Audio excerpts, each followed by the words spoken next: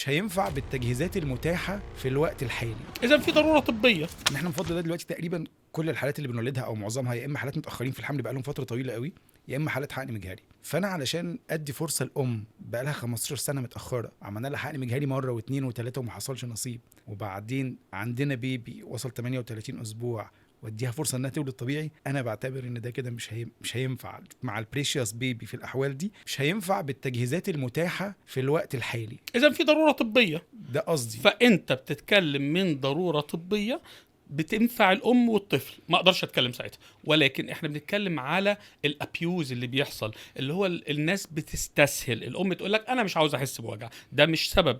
الدكتور عاوز يريح نفسه. اذا كان السبب هو ده، وانا ما اعتقدش انك انت بتعمل الكلام ده ومتاكد، لان هو الموضوع بيرجع لضمير الدكتور الحقيقه. وزي ما قلت ما دام في ضروره طبيه ما حدش يقدر يتكلم فيه. طيب انا وجهه نظري ان انا علشان ادي تشانس للبيبي دوت ان هو يتولد طبيعي لازم يكون عندي سي تي جي محطوط على بطن الام طول الوقت من اول ما الطلق جه لحد ما يتولد بالسلامه. لازم يكون عندي سكالب بي اتش موجود معايا وكل شويه بقيسه وبطمن عشان لو حصل اي حاجه اجري بسرعه على العمليات نعمل قيصريه. فانا وجهه نظري انه طالما دي مش متوفره عندي ايا كان المكان اللي انا بولد فيه، يبقى انا مش هجازف بالام والجنين وابدا ادخلها تولد طبيعي وانا ما عنديش الامكانيات دي.